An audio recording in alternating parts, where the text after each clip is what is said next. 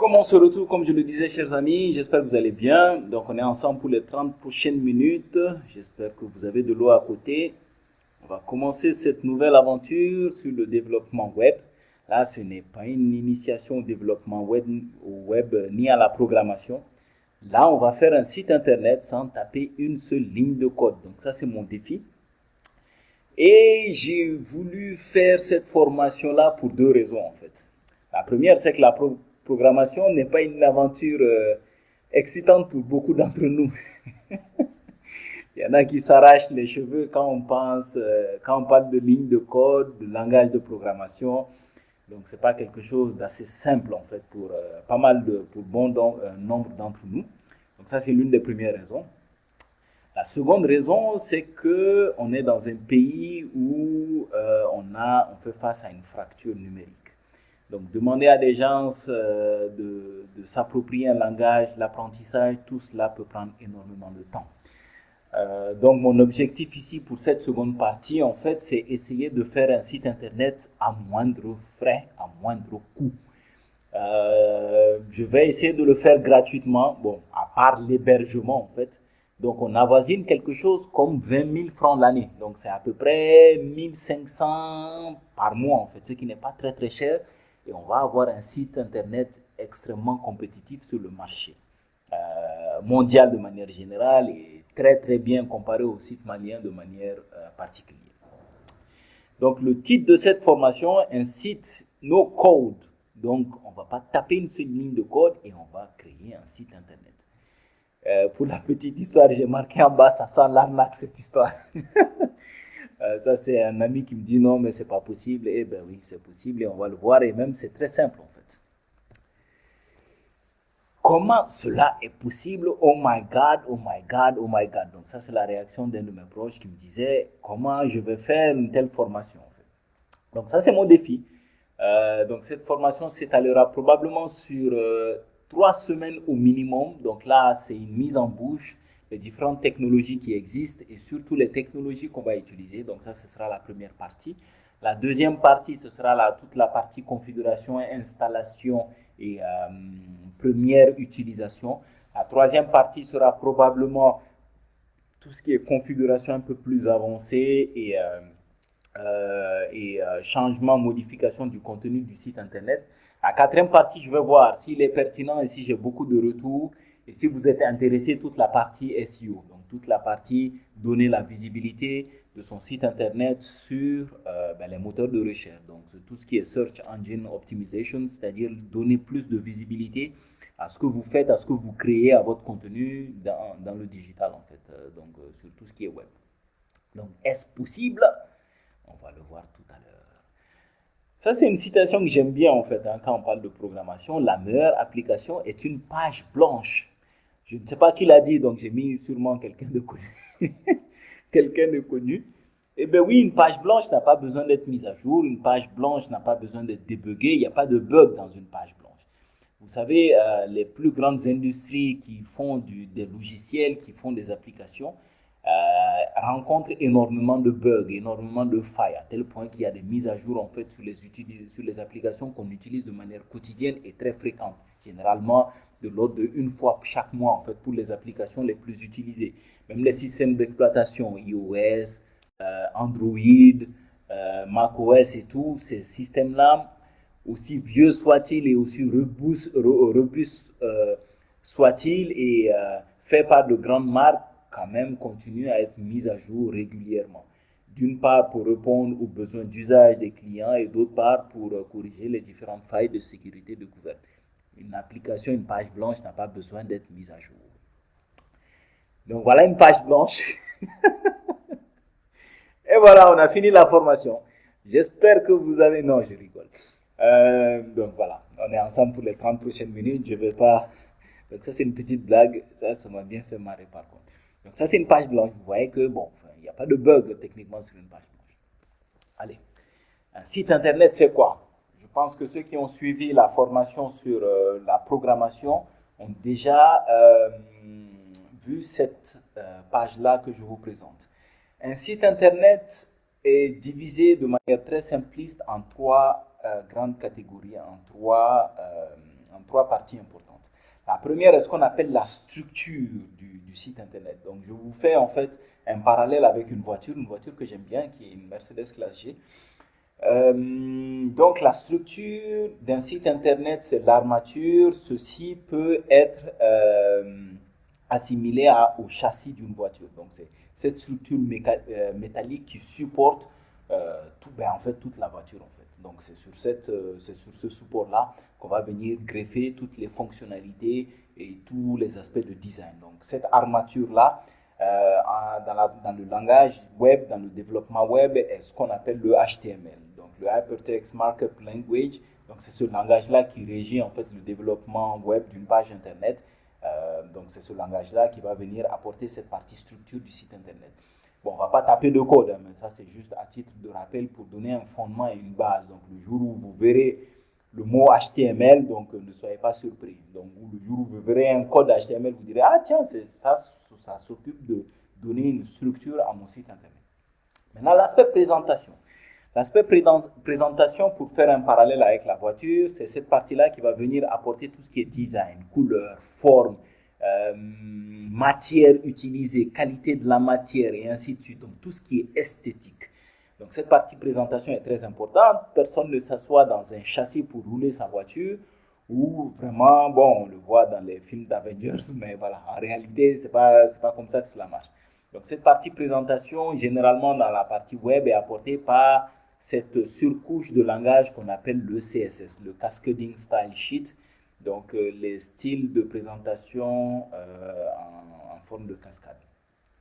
Donc ce langage-là s'occupe de donner tout ce qui est couleur, tout ce qui est matière, tout ce qui est forme, tout ce qui est épaisseur, tout ce qui est espacement généralement. Donc voilà. Maintenant les parties fonctionnalités. Bon, si on a la structure, l'armature, la présentation, le design et l'esthétique, ben, il faut bien que la voiture bouge, sinon ça ressemble à un jouet qu'on fera bouger. Bon, personne ne s'amuse avec une voiture de 2 tonnes. D'ailleurs, dans le cas d'une classe G, je pense qu'on est aux alentours de 4 tonnes. Ouais, 4 tonnes à faire bouger, il faut avoir de gros bras. Donc, cette partie fonctionnalité est très importante, en fait, puisque c'est celle-là qui nous permettra de démarrer, en fait, la voiture, le moteur, de la faire bouger avant, arrière, de modifier les trajectoires, de freiner, d'écouter une musique ou des choses comme cela. Notre pays, il fait chaud, voilà, ou de mettre tout ce qui est climatisation. Donc ça, c'est pour la voiture. Dans le cas du langage web, cette partie-là, cette couche-là de fonctionnalité sera apportée par ce qu'on appelle le JavaScript, qui est aussi un langage web. Donc voilà, qui est très très utilisé en fait. Hein. Le JavaScript était destiné à mourir très très rapidement au début de son histoire, mais finalement, on l'utilise partout et c'est le langage web le plus utilisé au monde actuellement. Donc ça, c'est un peu pour vous donner une certaine base en fait en matière de site internet. Ok. Qu'est-ce qu'il nous faut pour avoir un site internet quand on sait comment est fait un site internet? De quoi est fait un site internet? Pas comment, mais de quoi est fait un site internet. Maintenant, qu'est-ce qu'il nous faut? Il nous faut ce qu'on appelle un nom de domaine. Donc, on verra tout à l'heure ce qu'est un nom de domaine. Il nous faut un hébergeur. Donc, un nom de domaine, c'est le nom de notre site internet. ericacademy.com et ainsi de suite. Voilà.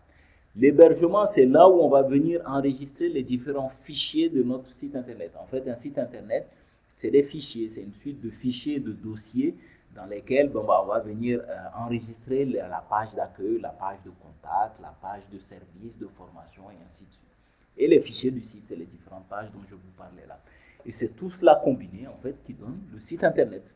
Donc il est important d'avoir au moins ces trois grands ensembles, à savoir le nom de domaine, l'hébergement et les fichiers qui viennent composer en fait notre site internet. Donc le nom de domaine, c'est ce que je vous disais en fait, hein, c'est ce qu'on tape dans le navigateur, ce qu'on appelle l'URL, c'est ce qu'on tape en fait comme nom sur notre navigateur préféré. Ce qu'il faut savoir, c'est que le nom de domaine a été implémenté parce qu'au départ, l'ordinateur ne comprend pas les lettres alphabétiques. L'ordinateur marche en fait avec les suites binaires. Mais comme personne ne va s'amuser à taper ericacademy.ml dans une suite de 0101, ou sinon vous êtes des super geeks, et là, ce n'est pas cette formation qu'il vous faudra. Excusez-moi, je reçois un appel. 5 secondes. Voilà. Donc, personne voilà, n'écrit en fait dans sa barre d'URL, dans sa barre de son moteur, en fait, une suite de 0101. Donc, le nom de domaine a été inventé en fait pour faciliter l'adoption de l'accessibilité en fait des sites internet pour les humains, parce que nous on comprend plus les suites alphanumériques que des 01 et des 01. Donc, une URL, donc quand on tape www qui est le préfixe .eric academy ou google.com, ça c'est la partie google.com, c'est ce qu'on appelle le domaine. Donc, le domaine est constitué du grand domaine et du sous-domaine ou l'extension qui est le .com, le .ml. Donc, c'est ce qu'on appelle le top level domain name en fait. Chaque pays, par exemple, le .ml, c'est pour le Mali, le .fr, c'est pour la France. Donc, il y a les top domain level name, donc c'est les extensions racines qui sont collées à tous les pays, mais on a aussi des extensions racines qui sont communs à certains secteurs d'activité. Par exemple, le .com, c'est pour les sites commerciaux. Le .org, c'est pour les organisations. Edu pour la partie éducation. Eric Academy, par exemple, pouvait être en ericacademy.edu, par exemple. Il y a de nouvelles extensions qui existent maintenant. Par exemple, le .io, le input-output, qui est utilisé dans le digital pour symboliser les sites qui parlent des différentes applications. Donc, on peut avoir un domaine gratuitement, puisque généralement ça se paie en fait, hein, google.com et ainsi de suite. Excusez-moi.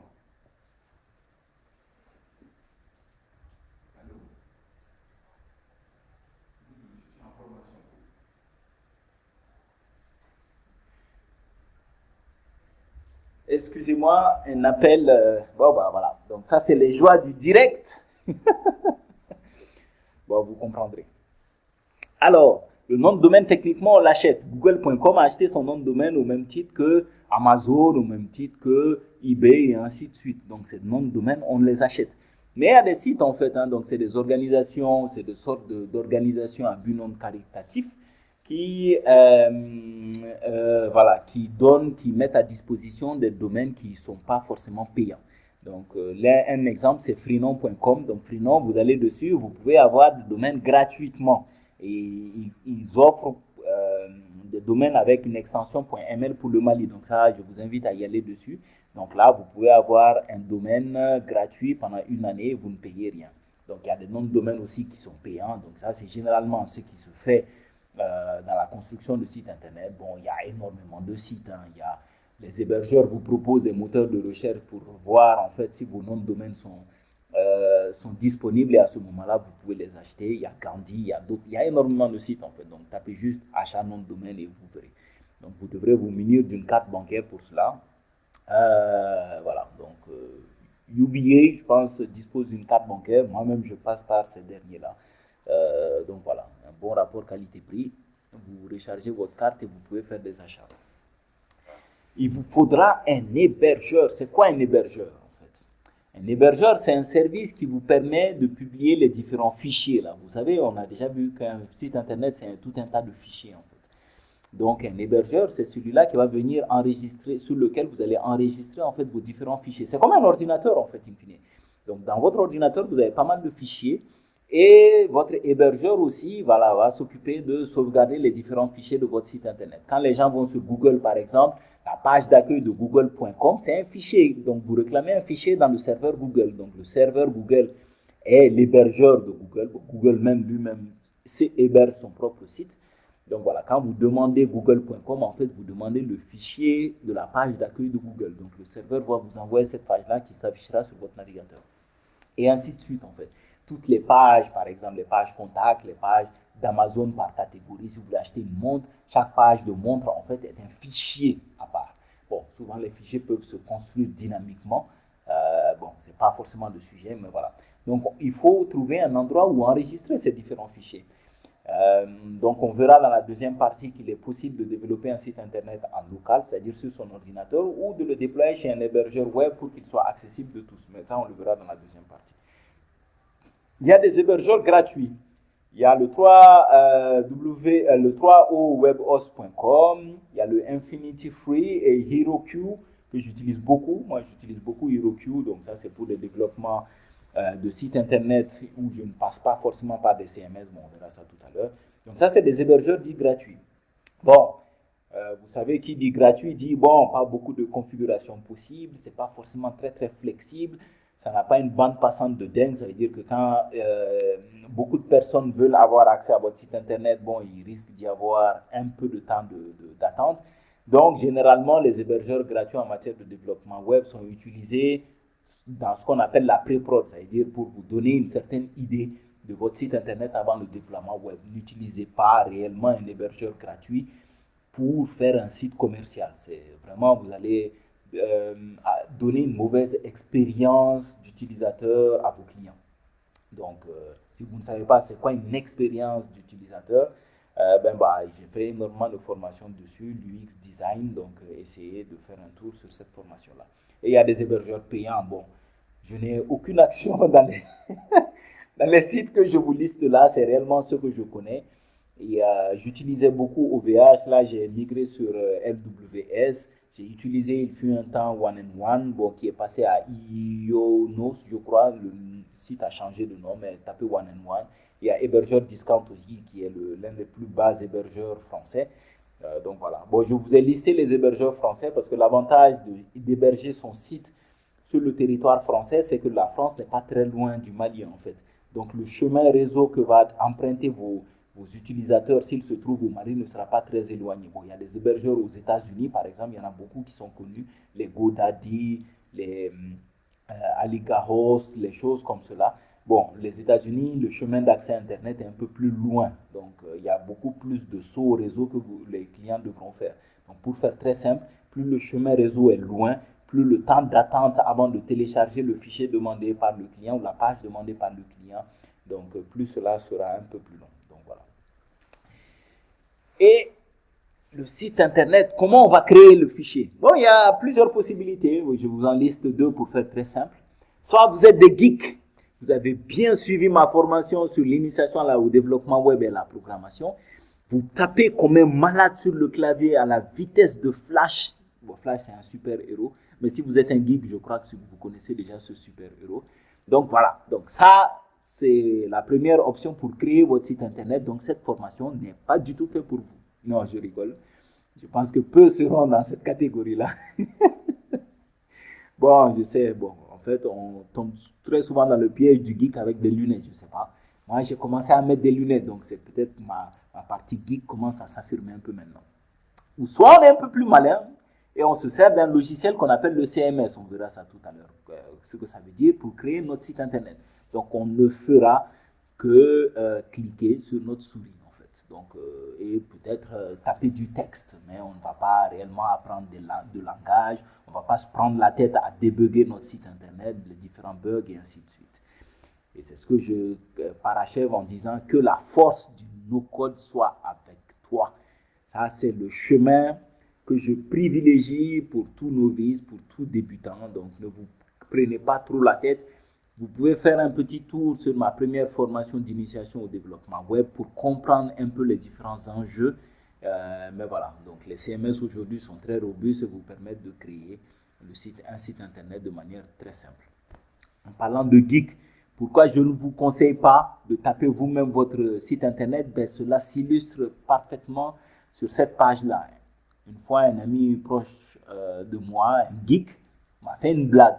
Il me dit, tu sais pourquoi l'iPhone se plie? Je dis non. Il me dit parce que Apple Store, le store se plie, voilà. Bon, si vous voulez sortir des blagues de la sorte, utilisez la première méthode, c'est-à-dire la méthode du geek. Bon, j'avoue que cette blague n'est pas du tout drôle, c'est une blague à 2 balles comme on dit. Donc c'est pour ça que je vous conseille de ne pas passer du côté obscur de la programmation et du développement web. Ne rejoignez pas le côté obscur de la force. Donc militez pour le no-code. Donc je suis un militant du no-code, enfin pour les débutants et les novices en tout cas. Donc c'est quoi un CMS? Donc le logiciel qu'on va utiliser pour développer notre site internet, pour fabriquer notre site internet sans taper du code, c'est ce qu'on appelle un CMS. C'est un Content Management System, c'est un système de gestion de contenu en anglais, c'est un programme qui permet de faciliter la création d'un site internet, ça peut être un site commercial, un site de vente en ligne, un blog et ainsi de suite. Et le CMS, le plus connu, il s'appelle WordPress. Il existe depuis très longtemps. Dans tous les sites internet dans le monde qui sont faits par CMS, il représente 62% des sites qui sont faits par WordPress. Et dans tous les sites internet qui existent dans le monde, qu'ils aient été faits par un CMS ou pas, WordPress représente presque 40% de tous les sites internet existants aujourd'hui dans le monde. C'est énormissime en fait. Donc c'est réellement une application qui est à tel point utilisée qu'elle a pris énormément de temps pour mûrir, pour grandir, voilà, et ainsi de suite.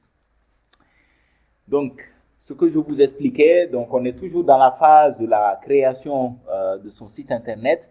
Donc, il y a deux types de CMS.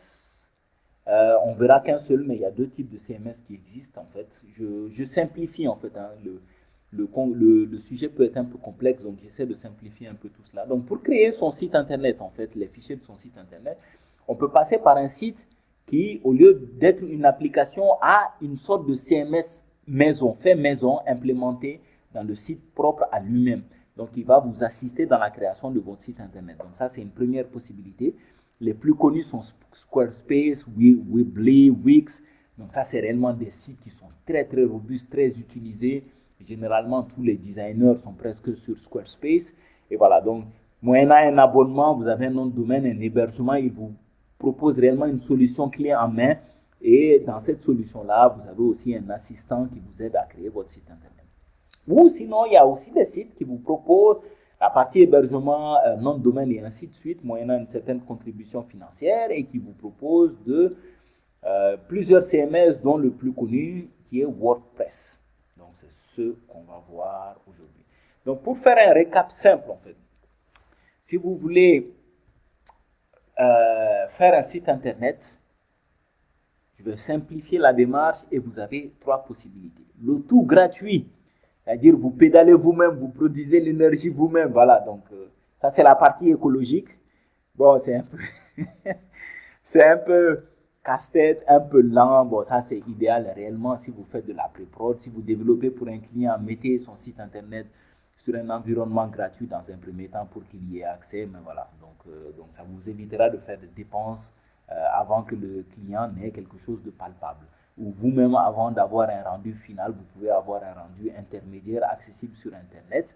Voilà, donc moyennant une très faible contribution financière et existe à 0 francs. Tous mes développements de site Internet, je le déploie sur Heroku, qui est un site. Donc faites-y un tour et vous pouvez déployer votre site Internet à 0 francs. En fait. Et Heroku est très robuste, bon, c'est plutôt pas mal en fait, hein, mais bon, je ne fais jamais de déploiement en production ou d'un site commercial sur les environnements gratuits. Mais bon, c'est une possibilité dont je vous parle. Donc, vous pouvez avoir un nom de domaine gratuitement sur freenom.com, un hoster gratuit, le web hosting ou bien Heroku, et WordPress pour faire votre site internet qui est une application gratuite encore une fois. Donc, voilà. Donc, moyennant 0 francs par an, vous avez un site internet fait maison. Donc, voilà.